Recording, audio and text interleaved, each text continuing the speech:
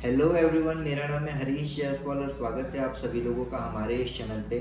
आज की ये जो वीडियो है हमारी, ये ईसीएम के चेक करने के टिप्स एंड ट्रिक्स के ऊपर बेस्ड है। मैं ज़्यादा समय नहीं लूँगा आपका, मैं जस्ट आपको एक वे बता रहा हूँ कि हमें ईसीएम को किस तरह से चेक करना चाहिए। ओके। एंड कुछ हमारे भाई लोग जो हैं ईसीएम को लाइक बिना सप्लाई दिए चेक करते हैं। ठीक है, काफ़ी हद तक के सही भी है, बट ईसीएम को सप्लाई देना ज़रूरी होता है। बेसिकली मार्केट में like smart CAN solution, RG CAN programmer, बहुत से कैन बॉक्स वगैरह अवेलेबल है जिससे आप ईसीएम को सप्लाई देकर ऑन कर सकते हैं। अदरवाइज 12 वोल्ट का जो अडॉप्टर आता है उसको भी आप यूज़ कर सकते हैं, उससे भी ईसीएम को सप्लाई दे करके चेक कर सकते हैं। अब जो है बेसिक फंडा क्या है ईसीएम को चेक करने का? बेसिक फंडा ये है कि सबसे पहले तो जो है हमें ईसीएम के इनपुट और आउटपुट इसमें चेक करना है। मान के चलिए कि आपके पास में कोई ईसीएम आया, अब उसमें जो है सबसे पहले तो आपको कुछ सवाल तो कस्टमर से ही कर लेने कि भाई गाड़ी में एक्चुअल प्रॉब्लम क्या है ना? गाड़ी में एक्चुअल प्रॉब्लम क्या आ रही है? लाइक एक्सीलेटर की प्रॉब्लम है, इंजेक्टर्स की प्रॉब्लम है, कि टैंक की मोटर ऑन नहीं हो रही है, या चेक लाइट नहीं आ रही है, या फिर गाड़ी कुछ टाइम चल करके बंद हो जाती है, या फिर गाड़ी वॉश करी थी, या वेल्डिंग वर्क हुआ था, जो भी है। ईसीएम ज़्यादातर जो है वायरिंग से, वेल्डिंग से, वाटर ड्रेन होने से, या फिर एक लंबे उसके लाइफ साइकिल के बाद में फॉल्टी हो जाता है। तो उस कंडीशन पे जो है ईसीएम रिप्लेस किया जाता है। अगर नहीं मिलता है तो हमने ईसीएम को रिपेयर भी कर सकते हैं। रिपेयर करना कोई गलत चीज़ नहीं है, बट रिपेयर करने का तरीका सही होना चाहिए।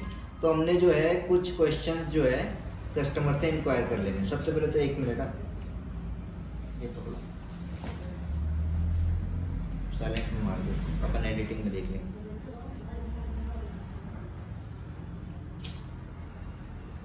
अरे यार ये लॉक क्यों नहीं दिख रहा?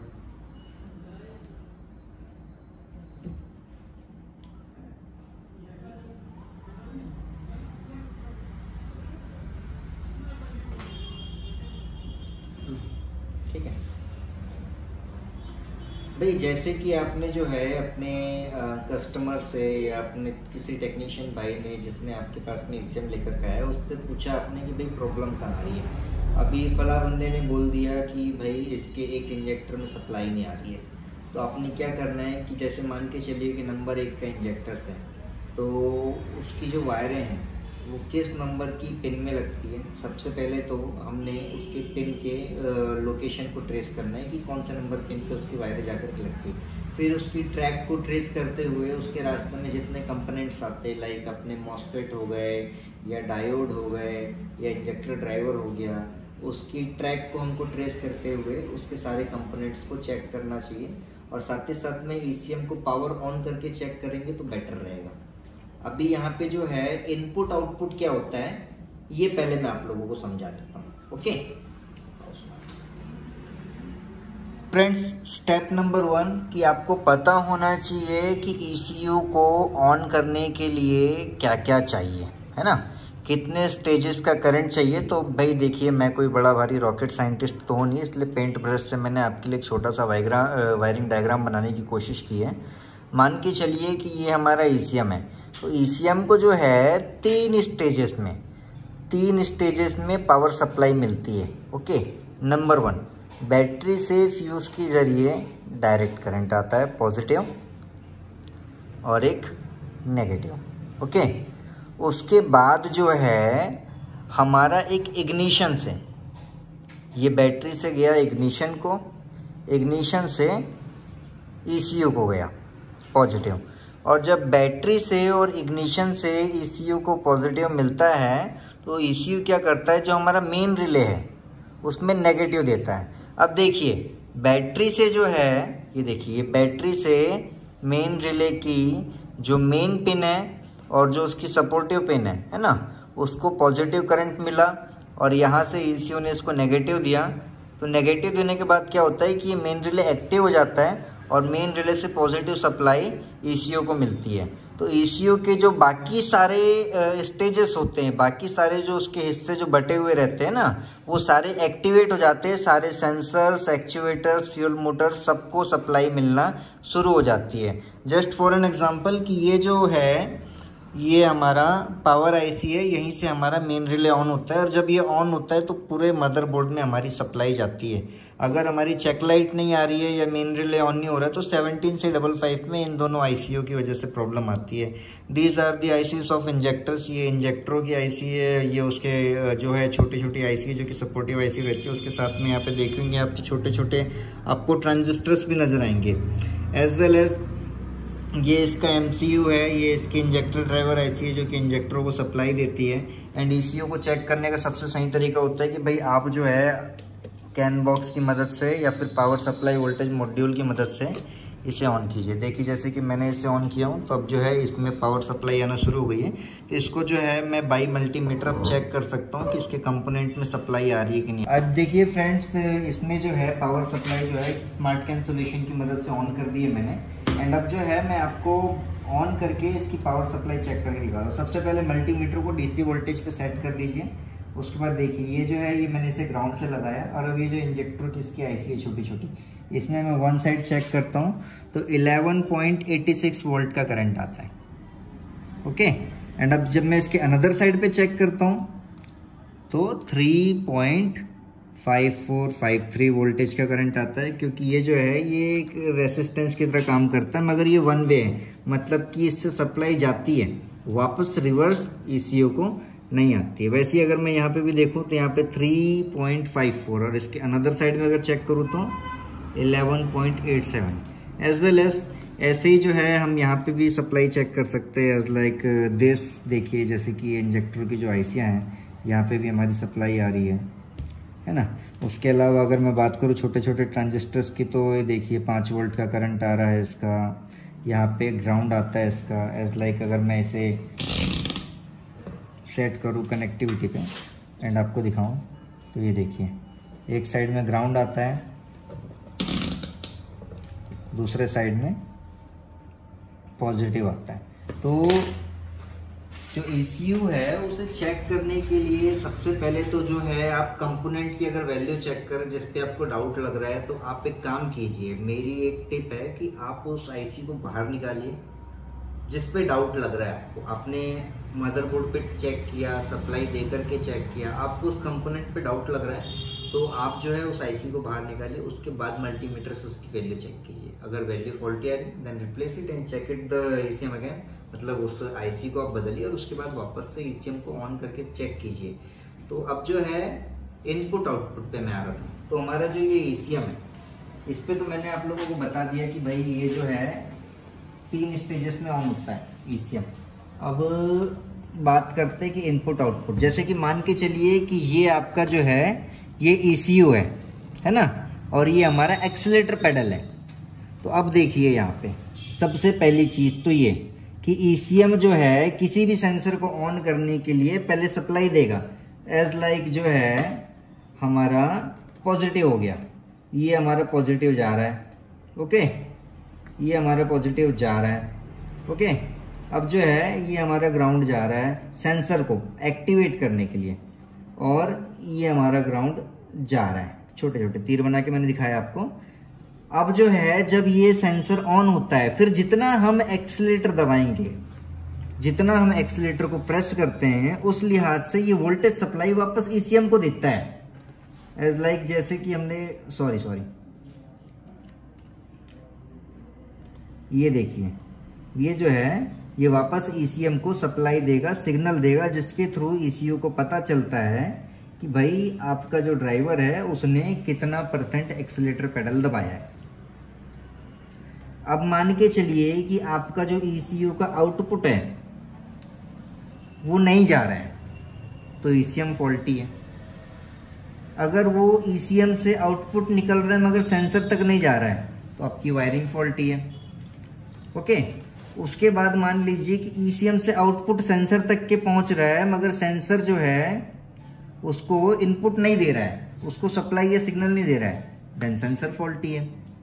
और अगर आपका पॉजिटिव निकल रहा है ECM से आपका सेंसर तक के पहुंच रहा है, positive negative etcetera reference voltage जो भी आप बोलते हैं वो सेंसर तक के पहुंच रहा है, और सेंसर जो है आउटपुट सिग्नल भी दे रहा है ECM को, यहाँ तक कि उसके सिग्नल पहुंच भी रहे हैं, उसके बाद भी रिएक्ट नहीं कर रहा है, तो हमने सबसे पहले तो बाकी सारे सेंसर्स को भी चेक कर लेना है। जस्ट फॉर एन एग्जांपल कि रियल प्रेशर सेंसर हो गया, आपका क्रैंक सेंसर हो गया, आपकी जो ट्रबल कोड्स आ रहे हैं, डीटीसी आ रही है, उन सबको भी वेरीफाई करना है। उसके बाद लास्ट स्टेज पे हमको पूछना है कि हाँ भाई अब हमारा जो कंट्रोल मॉड्यूल है वो खराब हो सकता है।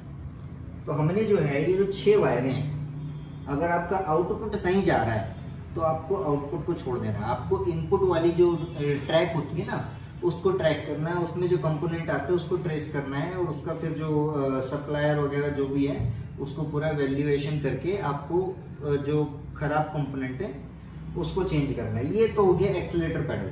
अब मैं थोड़ा सा 3 वायर वाले सेंसर पे भी आ जाता हूँ। जस्ट फॉर एन एग्जांपल कि ये अपना ECU है और ये अपना सेंसर है।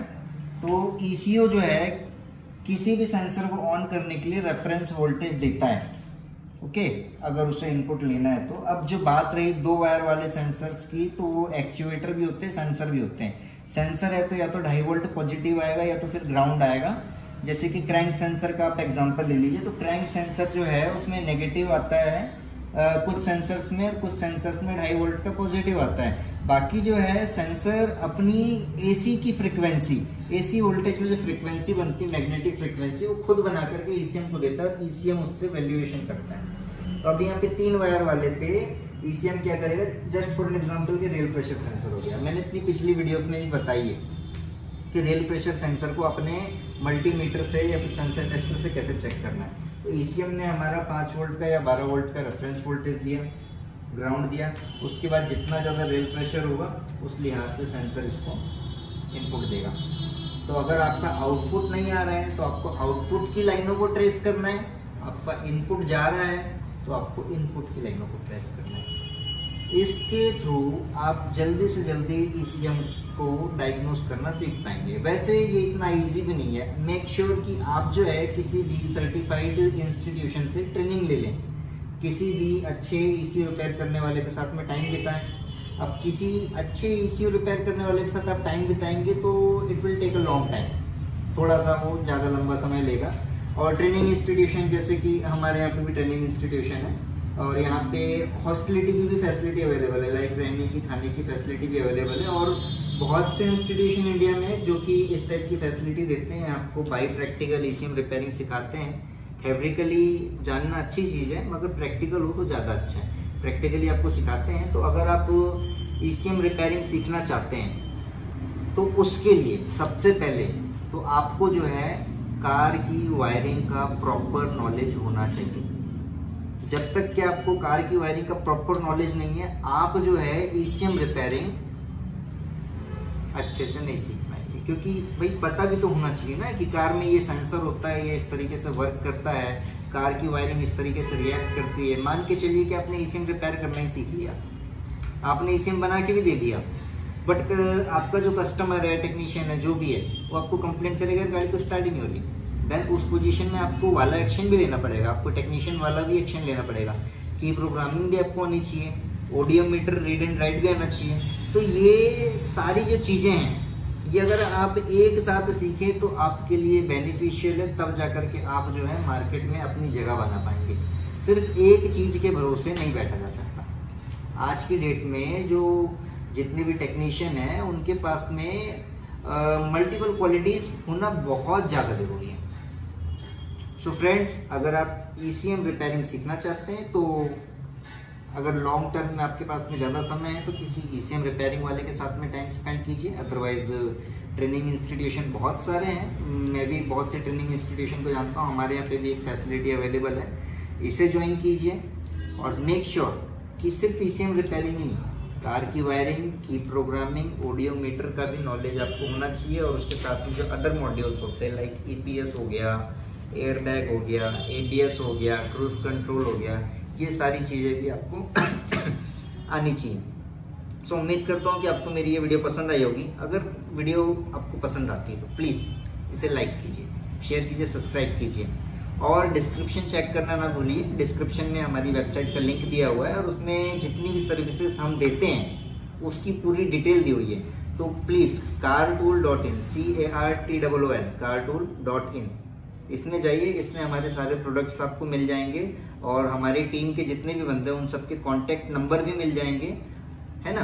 तो वहाँ पे जा करके आप अपनी इंक्वायरी भी डाल सकते हैं, वहाँ पे दिए हुए नंबर पे आप कांटेक्ट करके हमसे जुड़ भी सकते हैं। अदरवाइज डिस्क्रिप्शन में भी नंबर दिए हुए मेंशन किया हुआ है मैंने। Okay friends, have a nice day.